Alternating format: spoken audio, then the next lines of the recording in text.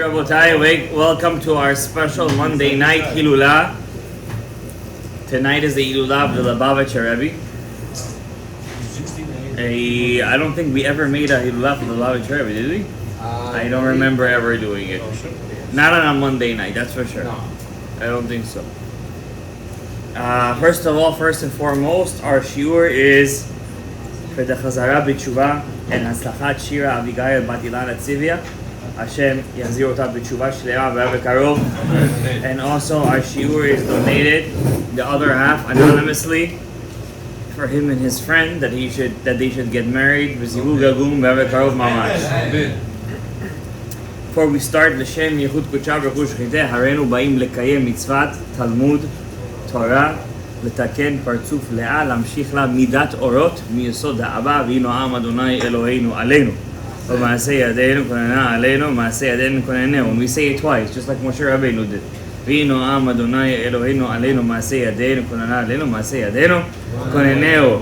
So we're going to get straight into it. So tonight, my point is to teach you guys a kavanah, how to connect to a tzaddik that you like, that you feel really connected to, in tefillah. Is there a kavanah that the Ari HaKadosh he revealed that you could actually, when you're saying a certain word, you could think of that tzaddik and feel like you're tapping into his energy, to his neshama, maybe trying to get a piece of him inside of you, right? No. So that's my point of my shiur tonight. And on the way, we're going to talk about a couple of things. So first and foremost, we know that many people on the Hillula of a tzaddik, like such a tzaddik like the Lubavitcher Rebbe, second most visited kever in the world.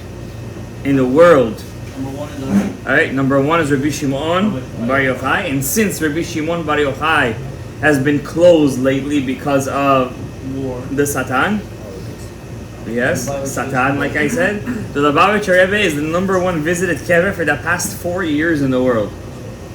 For the past 4 years. Okay? Real statistics, I'm saying. Today, just these past 3 days, including today, close to 250,000 people are going to come and visit that place. Come and go. People come, they sleep, they stay. Sfaradim, Ashkenazim, Belzers.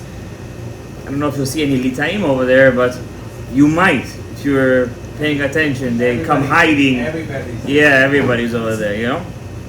So what was the zechut of the Lubavitcher Rebbe? I want to tell you guys something big. You guys know this already, but I'm just coming to remind you. Like the Mesilat Yesharim says, I didn't come to teach you guys anything new.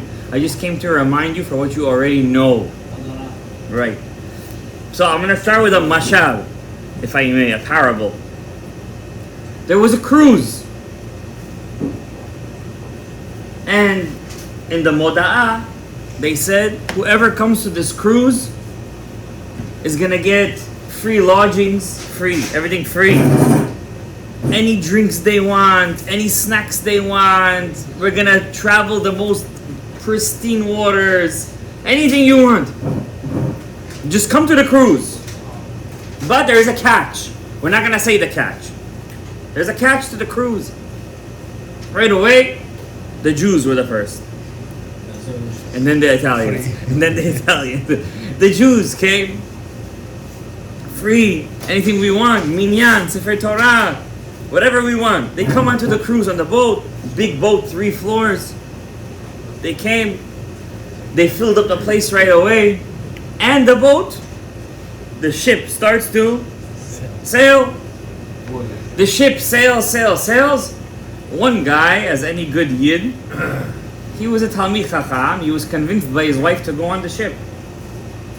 Now it was coming close to Shabbat. He didn't want to travel on Shabbat. So he goes to the guys in the minyan and says, guys, what are we doing? Can we tell the captain to stop? What are you saying to stop? Be on the deck. Look at this moon. Look at this music. Look at this, the beer. Look at the... Hey, just have fun already. Why have to be so uptight? Don't be you guys are so... Don't be fanatic. Just sit down, relax. You're free, you cruise. Just enjoy yourself. Go, enjoy. But this guy, he went to Shiurim of Talmud Torah. He knew he had to ask questions.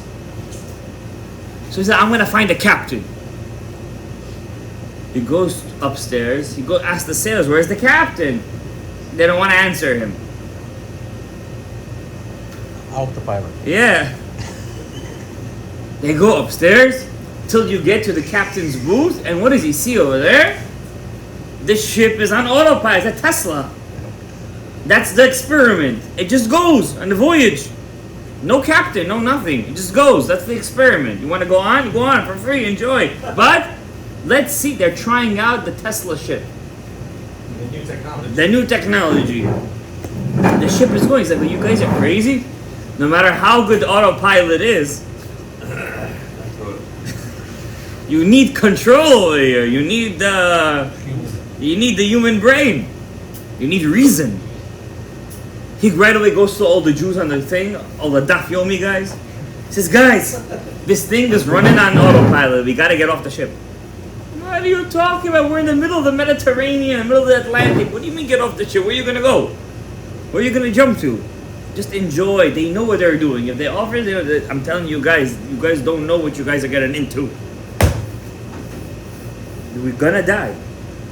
Again, this one. We're gonna die, we're gonna do this, we're gonna do that. Always the pessimist, always we're gonna be ruined, always we're not gonna do anything in life, we're not gonna get anywhere in life. Just sit down, sit by the deck. There's a moon over here, have some beer, have some salsa, tortilla chips, watch the view, you know. Go down to the Italians once in a while. Everything's for free. The guy said, I need to prove to these guys that this ship is going La Avadon.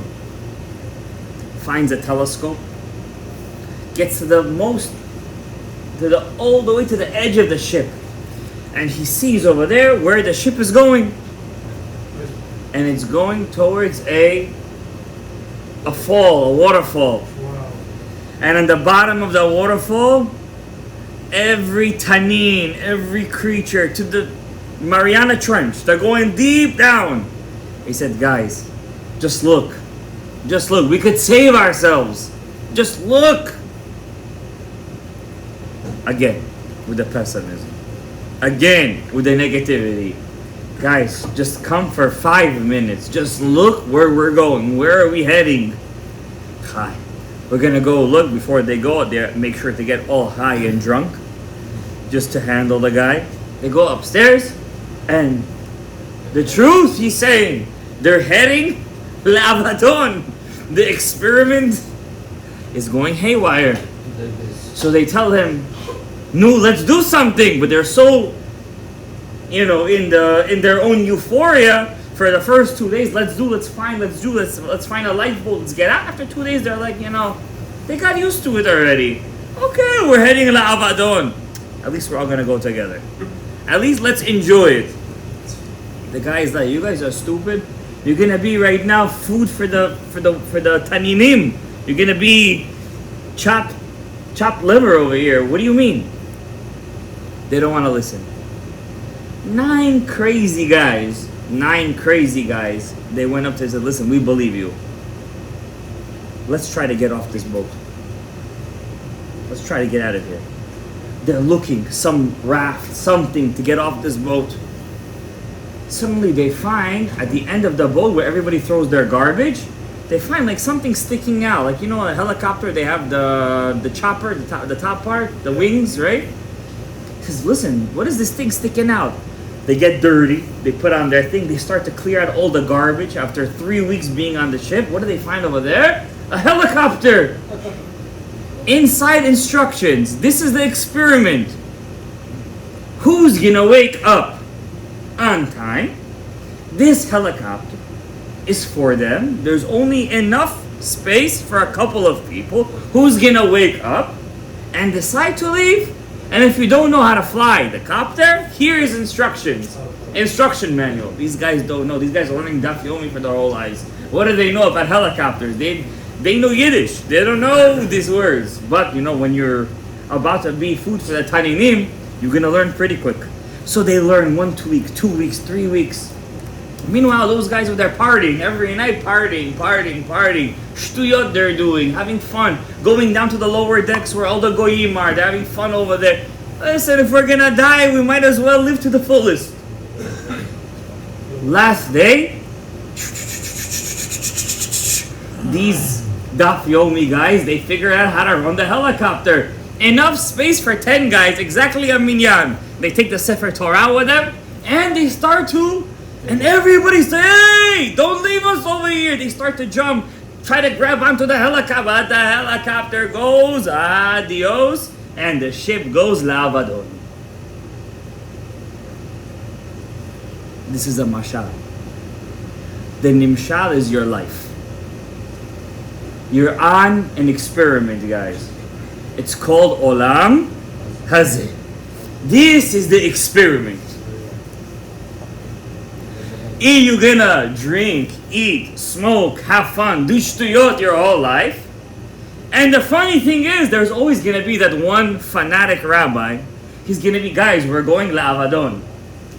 There is, at the end of the experiment, a waterfall. You're gonna be food for the taninim, right? But in the mashal, there was a taninim. You know what's in the real life? Worms, mice, rats, and rodents. That's where you're heading to, right? And you're gonna be there, and every bite you feel, every squirm you feel, the Gemara says, it's worse to the body what it feels when it feels all the mice ripping its, every finger is a hot dog, every vein is a sauerkraut, that's what happens to you. And there's one person you meet in your life. He's the fanatic rabbi. He said, guys, we're going la'avadon. What do you mean? Anyways, we're all going to go. We might as well enjoy while we're here. And he says, guys, let's do it. And at the end, he finds 9 guys, a minyan. And they say, guys, let's figure out how to run the helicopter.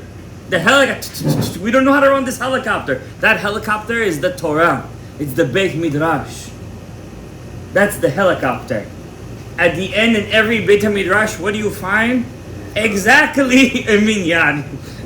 Not more, not less. Every Shiur Torah, it's always a minyan. That's all you have. That's all there is. That's all the people that wake up. And at the end of a person's life, when he reaches that age, when he has diabetes, high blood pressure, cholesterol, he has already, his arteries are fully packed with fat, clotted, and he's about to get, it's like, oh, where is the helicopter? And he tries to grab on, but it's too late already. Where is he reaching to? Avadon. That's where he heads. And who's flying over there? Those guys who woke up enough time, how to figure out how to do what? How to do the helicopter, how to ride the tshuva, how to figure out the tshuva. Are you going to be on the helicopter, or are you going to stay on the ship? If you stay on the ship, you're going to have fun till the last second of your life. You're going to enjoy till the last second of your life. If you decide to go on the helicopter, it's hard work. You don't know what a helicopter, how to run it. You don't know how it works. You open up a Gemara, you want to fall asleep the first second you see Tanya Rebbe Omer. You look at the words Tanya, it reminds you of some Russian woman you saw. And boom, you fall asleep. You don't want to, you're like, what's this helicopter? What is this talk? What is this talk? Why do I need to know this? How the kids always say, for what do I need to know this? What is it going to help me? But they don't know where are they heading to? The Taninim. But this time it's not Taninim, it's Tolaim. Tolaim it's heading to. Like one person said, you think they're going to judge me really in next world if there was a bug in my water? You think they're going to... Seriously, they care if there is a bug. They care if there is a bug. Yes, they care if there is a bug. They don't want you to eat bugs. Come on, it's healthy. It's not healthy. By the way, there's a lot of protein in bugs. Lots of protein. They don't want you to eat bugs. They don't want you to be mitamei your nefesh. They don't want your nefesh to go to avadon. I want to tell you guys a secret. There were some rabbis, they didn't just go on the helicopter and reach the mainland. They went on the helicopter and they keep on coming back to save people. The mashal continues. There are some people, they're special. These guys became experts at riding the helicopter. They go and come back. They go and come back. Who are these people? People like the Lubavitcher Rebbe. People like the Lubavitcher Rebbe. You know, this past Sunday, I was with a couple of friends over here. We went to 5 towns. How long is it? How far is it away? 40 minutes? 30 minutes? 15 minutes if you're driving like a maniac? Right? 15 minutes. Yeah. Rabbi said, it's only 40, 50 minutes away. We couldn't find in a shul somebody to be a chazan. True story. Guys were over there. True story. The guy was reading Chazara. He didn't know if he was saying Modim Darabanan. He was the Chazan or Modim. And this Rabbi Yossi ben Kisma says, even if you give me the table full of gold and silver, I will never move from Talmidei Chachamim. And this he said it.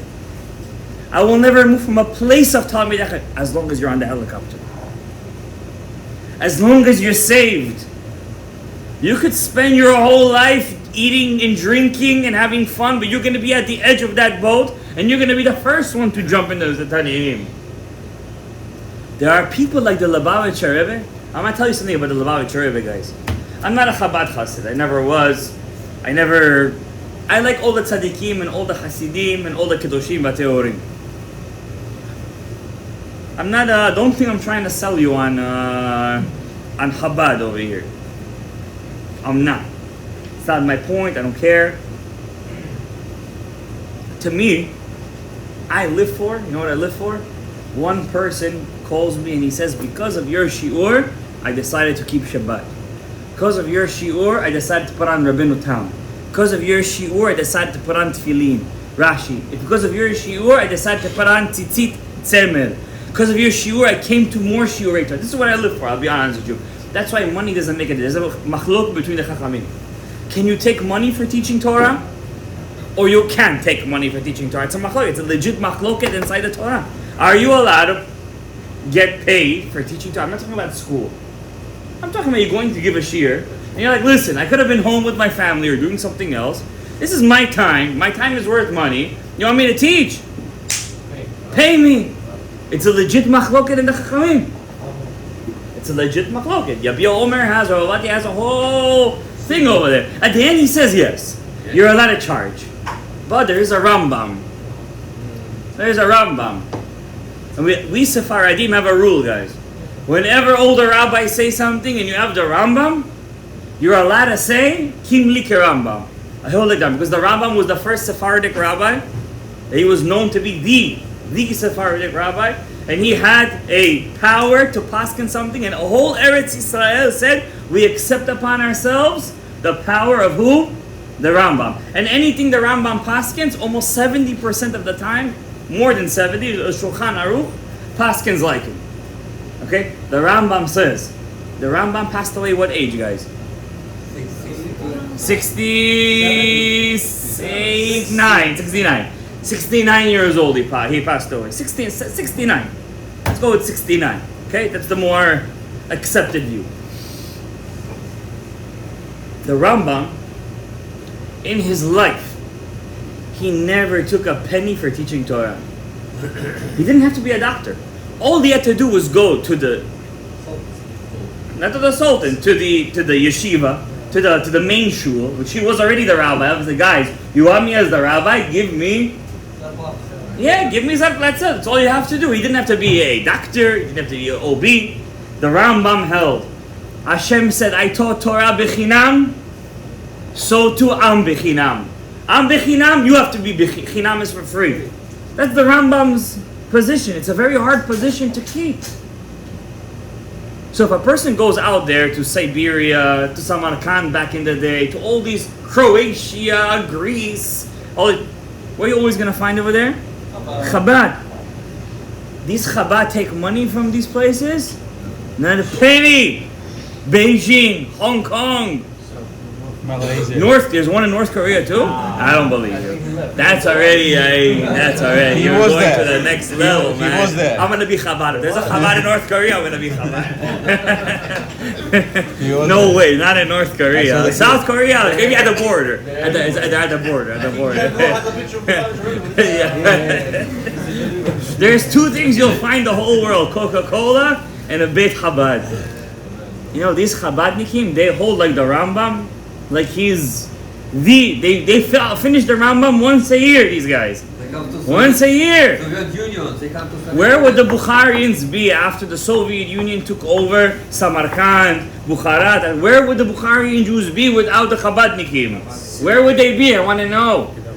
Don't be Chabad, be Bukharian. But I'm just saying, where would you be? Have a Karat Tov. Where would you be if it wasn't for them? My Jewish customer brought me the picture.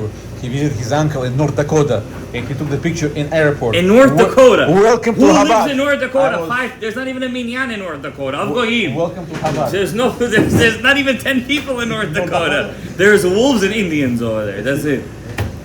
And the Yahweh over there is a Beit Chabad. In the airport. Welcome to Chabad. Guys, anybody here travel to a place where it's, a bit out of reach? What is the first thing we always look for? Beit Chabad. Not penny, like the Rambam says they take. They follow the Rambam. They're not even Sfaradi, these guys. They follow the Rambam. Ma'ani bechinam, gamatem bechinam.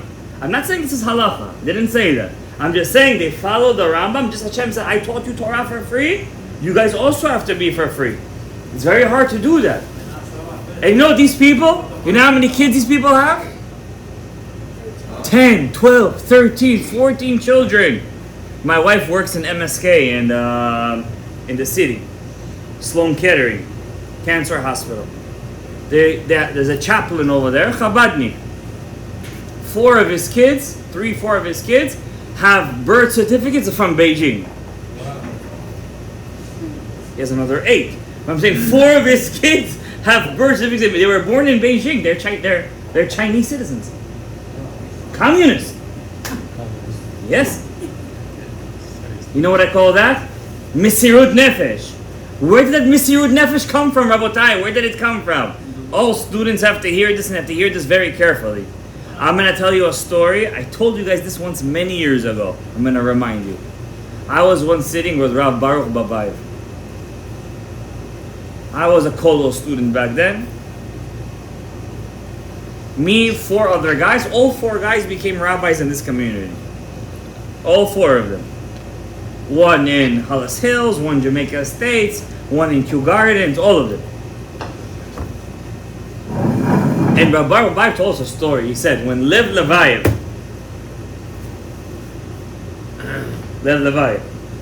Africa-Israel Company, diamonds, you know him, right? Heard of him? Yeah. When he asked, why does he give to Chabad so much?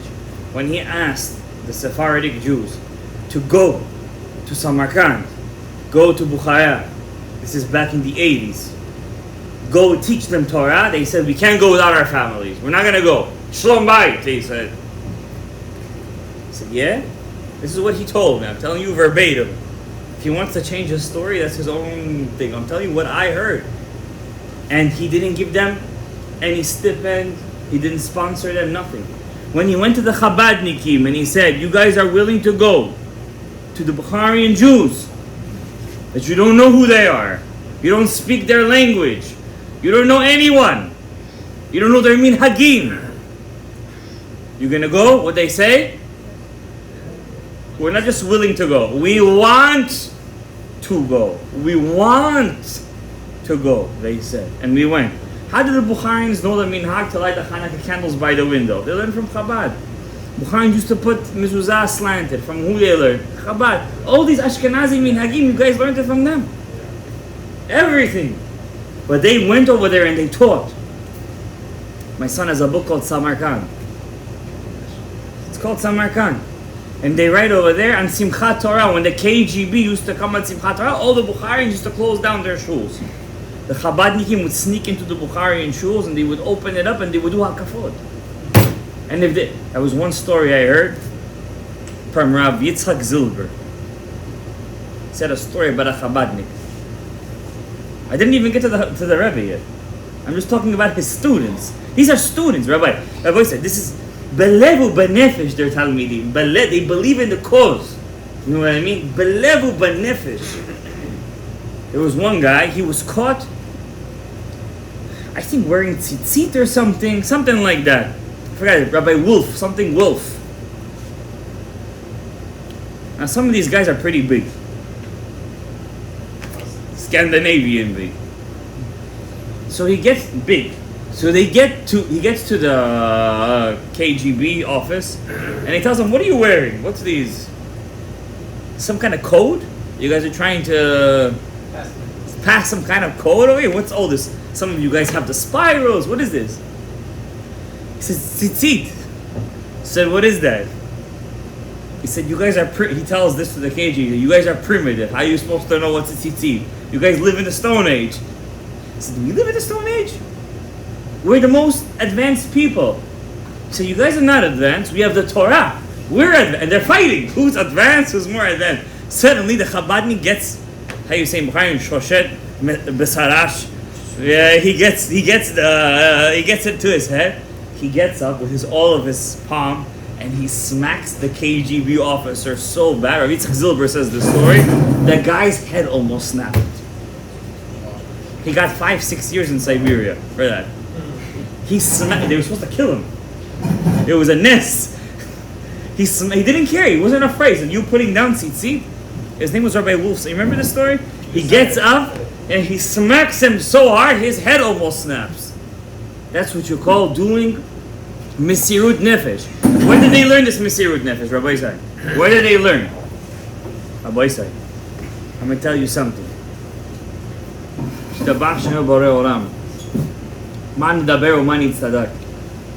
What does it really mean to be a Yehudi? You know, one rabbi said, you think because you go to shul, you wear tefillin, you keep Shabbat, you keep Yom Kippur, you automatically have a connection to God. I want to ask you, you go to work, people go to work, Wall Street, Goldman Sachs. Did they ever meet the boss once in their life? Probably not. Did they have a connection to their boss once in their life? All these big corporations. If they get to meet the CEO, the CEO is all the way on top. They don't have a relationship with the CEO, but they work in all those guys who come to shul, they daven, they keep Shabbat. They work in the facility, but they have no connection with the CEO. They have no connection with him. You have to pray every day to Hashem. Hashem, karveinu la'avodatecha, simchelkeinu b'toratach. What do these words mean? Karveinu l'toratecha. Make us close, but you learn Torah every day. What does that mean? Karveinu l'toratecha. The boy said there's people who learn Torah, they're not really learning Torah. They're just learning some science. Karveinu l'toratecha. Bring me close to your Torah. Sim chelkeinu b'toratecha. Put our chelek in your Torah. These words are not. This is Judaism. Hashem doesn't need your tefillin. Trust me, He doesn't need your tefillin. He doesn't need your Shabbat. All this is for you. It's for you. For you to reach the highest olam haba you could ever reach in your life. There's a first Even HaEzer. In Even HaEzer, Siman Aleph, first Bach. A Beit Chadash says, why did Hashem tell us to get married? Anyone here knows? And a Shalom Bait. You get Shalom Bait and a share. Huh? Why did Hashem tell us to get married? To give life? Why should we give life? No. Look at the guys in the city. Till 40, 50 years old, balalaika all the night, and then he gets a heart attack, but at least he dies with a smile on his face. Have a companion. Zelu tov? No, to understand you like God. Oh, like Hashem. To make us crazy, that's right. To make us crazy. I like that. That's an honest answer. Huh? Guys, don't just repeat things that you heard. Say what you feel. He said what he felt to make us crazy. Be like our creators. Okay, that's very simple to say. You could be like our creator. In what ways are you like your creator when you get married? You could also give by feeding the cat in the street. You could also give by giving to the cat on the street. Said to enjoy your life or do. Self-sacrifice. So we I think many people would disagree with you when they say to enjoy your life. You know, I'll tell you a story. David HaMelech, King David, had 18 wives and 10 concubines. 18 wives and 10 concubines. I know he was a king. One day he felt Yani Magu, Yani Chachu, Kvat. Once a month is enough. His wife comes up to him and she says to him, I see you're already became old. He's 70 years old, for the love of God. What do you want from the guy's life? He had 28 wives. 18 wives staying on your wives. You know, he said, what? I'm L'shem yichud kudsha b'richur shchitei, he said, and he said, right now I could be with all of them in one day. He said, this is a story we don't say to kids. We say this to people with a bit of maturity. It's a lesson to this story. 1,000. Okay?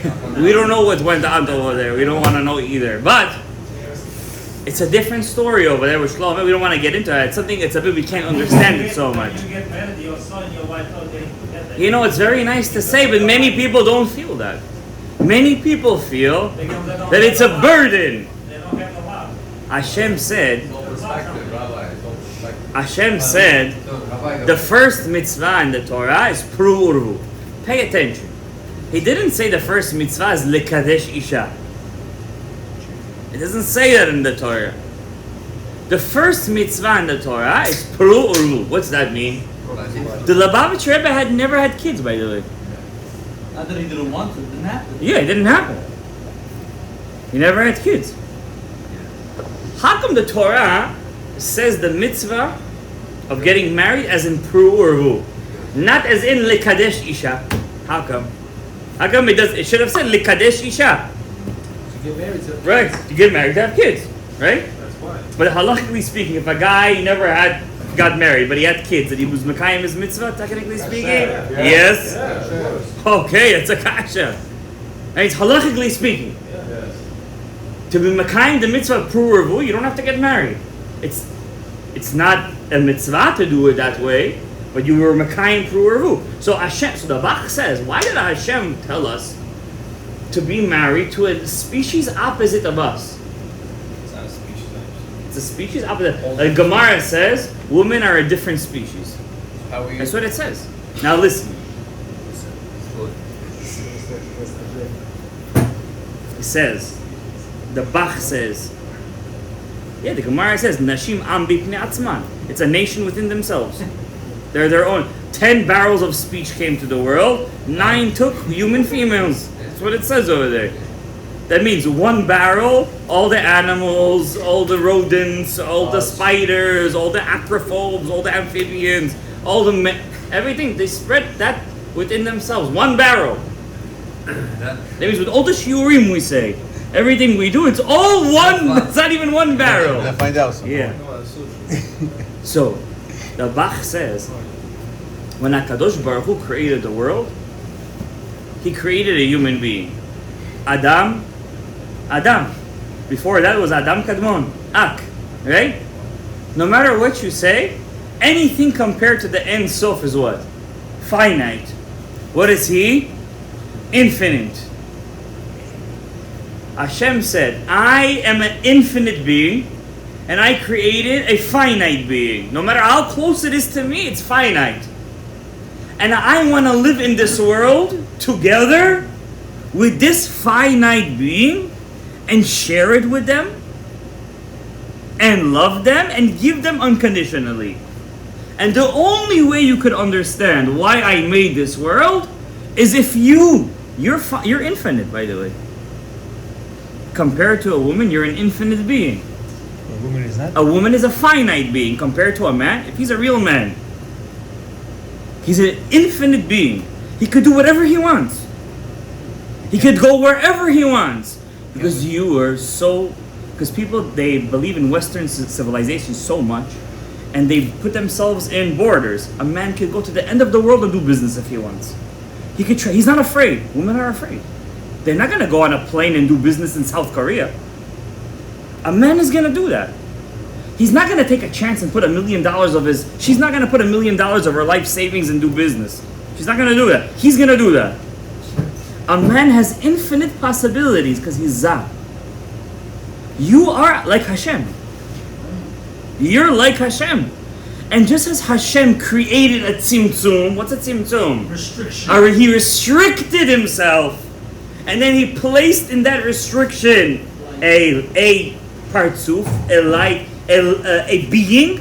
so too you have to place in your tzimtzum a being. Just let it be. And here is the chidush. You guys say it, but you guys don't know what you're saying. Only through that tzimtzum could new life be created.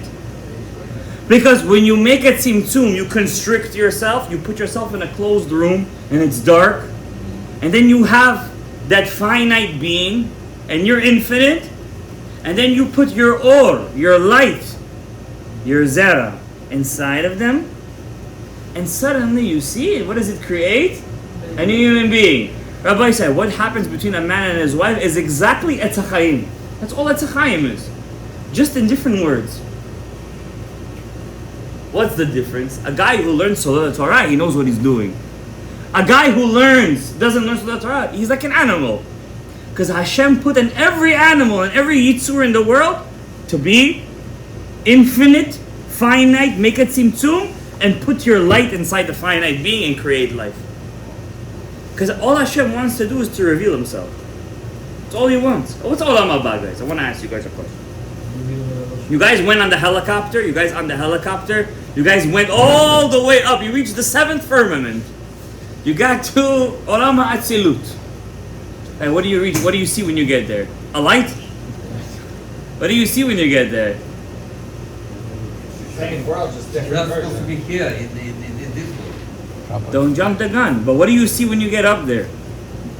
A proper toilet you see up there? God knows. The same thing you see down here, just with clearer eyes.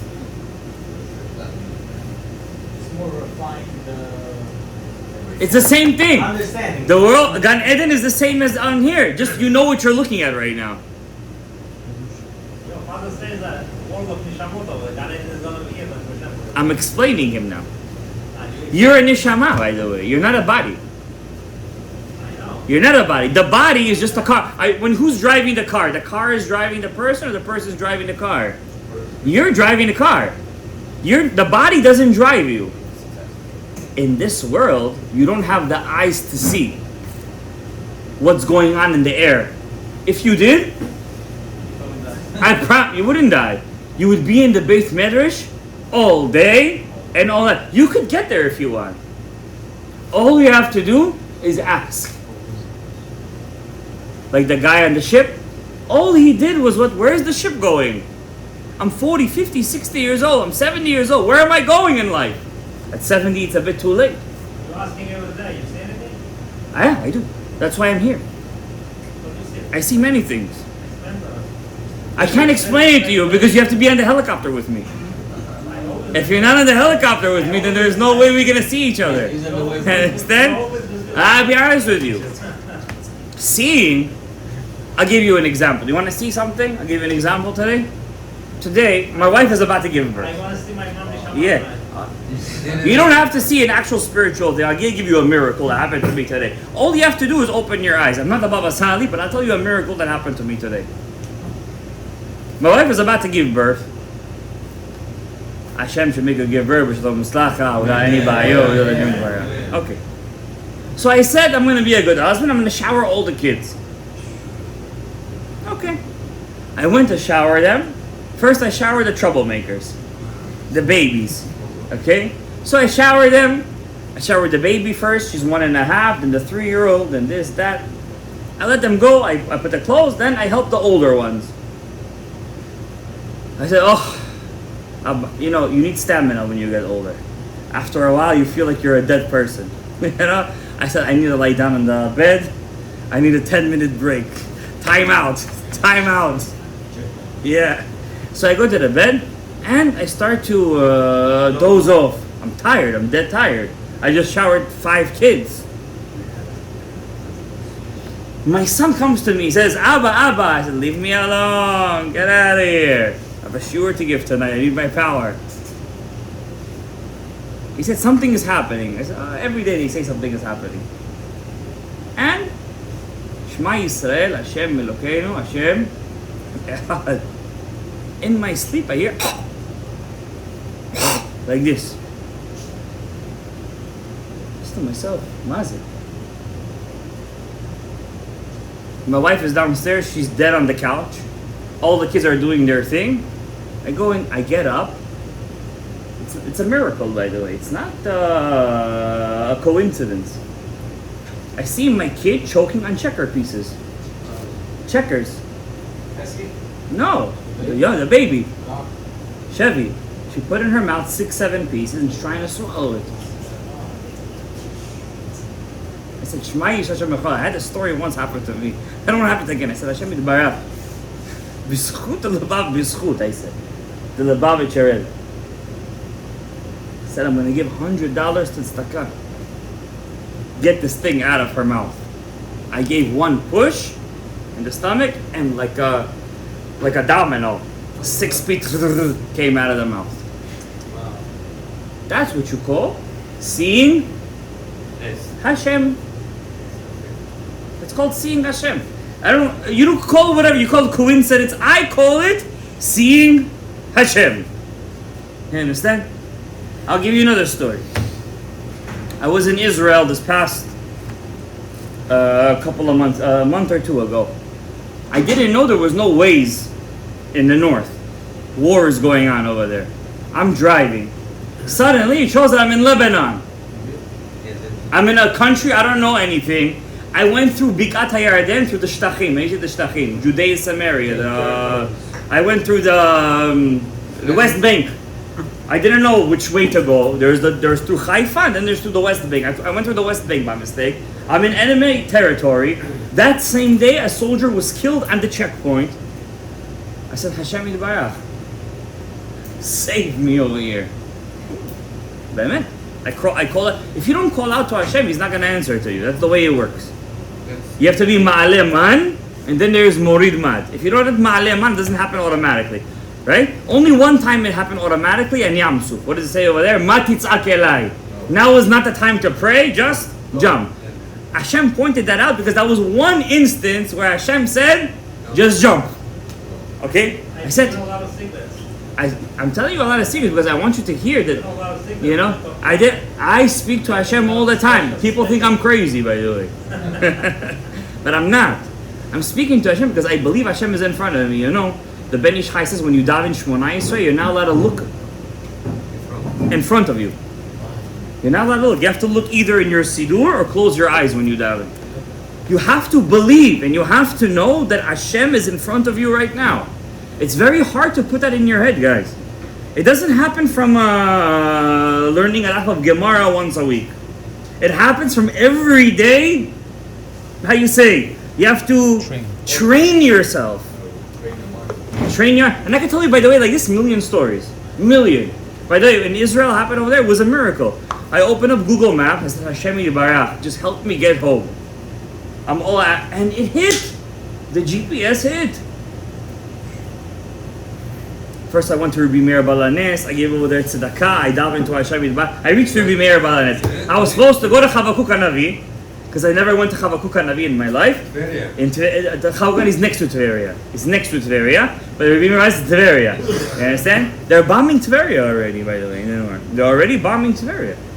And the outskirts of the Kinneret, they're already bombing over there. Guys, we have to daven to HaKadosh Baruch Hu.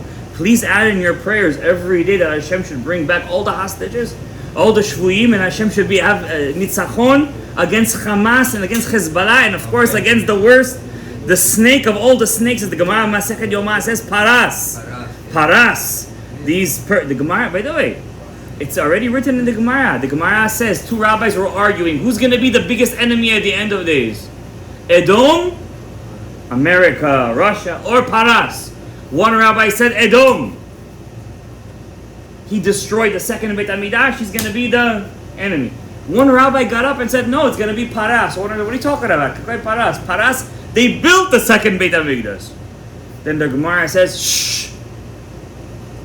I kid you not. It's not a Zohar. It's not anything. It's a Gemara Masechet Yomah. It says over there, who's going to be the enemy of... This is written 2,000 years ago. Who's going to be the enemy of the Jews at the end of days? Paras, it says over there. And what do we see today? Only a blind person doesn't want to see Hashem. He's going to ignore it. Because you know what? He's on the boat. He has the tequila. He has everything. He's enjoying himself. He doesn't understand in 30 years he's going to meet the Creator. Because he thinks, where is he going? To Gadaev. He's on the cruise. He's on the Mediterranean. He doesn't understand soon is going to be a tsunami. You understand? I'm not talking about a World War III. I don't care about that stuff. I'm talking about your personal life. I want to ask you guys a question. I know it's on camera. I want to ask you guys. You guys heard the guy who died a couple of days ago. You guys heard about that, right? I don't mean to make an example of it. There's a very famous doctor. I don't want to say what he did to himself. Okay? Just another lesson. Don't keep guns in the house. You understand? What was missing in a person's life? Materialistically, he was on the cruise. Materialistically, hakol yesh. But emotionally, everything was missing. It's more. I can't say more than that. So we have to learn from this. Just like we learned from that poor lady who killed herself. Hashem yirachem al nishmata. Everyone spoke about it. I know we're not here to judge, Shalom. I'm just to learn from the lessons of life. Just because you have a little bit of guap doesn't mean you're standing on cloud 9. Okay? I don't want to take this shiur to a very dark place. Chabad is all about life and everything. So let's teach you guys the kavanah. And I'm going to teach you guys something nice. Hopefully you guys will connect and will use it. Be'ezrat Hashem yitbarach. Okay? At the end we're going to say it. At the end. 5 more minutes. We're almost by the helicopter. We're almost by the helicopter. I know. I also get up, by the way. Yes. Every time you guys say Shema Yisrael in Arvit, you have the ability to connect to a tzaddik that you feel that you love. Only in Arvit. In Arvit only. Shema Arvit. Not in Shema of Shacharit, not in Korbanot, not in Kriyat Shema Lamita. Okay? So I have over here in front of me Sidur Arashash. I don't have the board in front of me, but you guys will pay attention, okay? This is the Shema of Arvit. So let's say I really feel connected to the Lubavitcher Rebbe. I like him. I love his work. I read his work. How do you know you're connected to a rabbi? Because you like to read his stories? No. That's not called connected to a rabbi. His Torah. You learn his Torah. You want his Torah. You feel like you're him. You know what I mean? That's a connect. That's a me. For example, Rabbi Chaim Vital, when he was a young boy, he used to love to learn Pirkei the Rabbi Eliezer. So the Ari HaKadosh told him, because you're Rabbi Akiva and he was your Rebbe in the last Gilgul, all you want to do is learn your Rebbe's Torah. In a sense, something like that. You know what I mean? So let's say you feel very good to Rebbe, I don't know, Rabbi Yosef Dayan, let's say the rabbi. He loves the Tikkunim Rabbi Yosef Dayan. I don't know. You pick your Rebbe. And you want to connect to him. But really connect, I mean change oneself. Right? So you say Shema Yisrael. When you say the words Hashem, Elokeinu, Hashem, you have the ability to connect to the tzaddiks, neshama and chaya. You have nefesh, ruach, neshama, chaya, yechida. What's the two? Yechida nobody could reach. It's the highest level. What's the two highest levels before that? Neshama and chaya. Neshama, chaya. Nefesh, ruach, neshama, chaya. Nefesh is always on the grave. Ruach is in Gan Eden. What happens to the neshama and chaya? You could connect to it. That means you could bring down that tzaddik's neshama into you. If you have a zechut. I say this to everybody. Consistency is the key. Everybody here likes to work out, likes to watch all these things. What's the number one rule when a person works out, tries to be? Consistency. That's all it is. It's consistency. Do it every day, even if you daf yomi. How do you be successful? Consistency. You miss a page, doesn't matter. Next day, I keep on going. Consistency is the key. That's the same thing with Torah. Consistency is the key.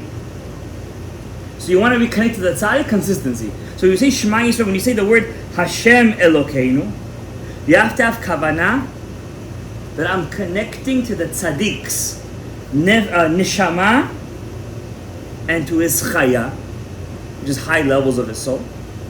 And when you say Hashem Elokeinu, Hashem, the last Hashem, right? Shema Yisrael, Hashem Elokeinu, Hashem. When you say the last Hashem, you have to have kavanah to bring the two parts of his neshama together and include yourself in his neshama. Hashem Elokeinu, Hashem. So Hashem Elokeinu, his neshama and his chaya, you're picking them up. When you say the last Hashem, you're becoming inside his neshama echad. What are you becoming with him? One. Why just Arvito? Only in Arabi, because that's when you go to sleep. When does it all happen? When you're shluffing. When you're going to, if you're worthy, olam hanishamut. And if you do that, when you wake up in the morning, you could actually have a zechut of having his neshama inside of you as an ibur. Yeah, to this level, to this extent. But only if you do it consistently. Don't think you're some kind of Uber Chacham. You're going to do it one day and you're going to wake up and suddenly you're Moshe Rabbeinu. It's not the way it works over here. You have to do it consistently until you have the zechut. Once you have the zechut, you're going to feel it automatically. And you should always daven for one thing, guys. Always daven to Hashem. I'm telling you guys a secret right now. If you're worthy, you're going to take this secret and you're going to get on the helicopter. When you daven to Hashem in Shemona Yisrael, pray to Hashem that Hashem should help you be clean of your zohamat hanachash. Everybody in Adam HaRishon's sin had a piece of the snake inside of him. Always pray to Hashem that you should get rid of your zohamat hanachash. In Shema Koleinu. The stain, the dirt of the nachash inside of you. Have kavanah. Always pray, Hashem, help me minaket atzmi mizohamat hanachash. For one guy, it could be kaas. For one guy, it could be kamtzan. For one guy, it could be kapdan. For one guy, it could be shichrut. For one guy, it could be ta'ava. Doesn't matter. Everyone has a zohamat hanachash. Always daven to Hashem that you should get rid of your zohamat hanachash. Once you get rid of that, you're on the helicopter automatically. May the zechut of the Lubavitch Rebbe be again on kulanu. May Hashem be zakenu legula shelema, refuah shelema, leishol gedolot, leילדים צדיקים, זיווגים הגונים. כל הברכות וכל הישועות וכל התוכנית שלנו, אמן. רבי חנניה בן הקשיא אומר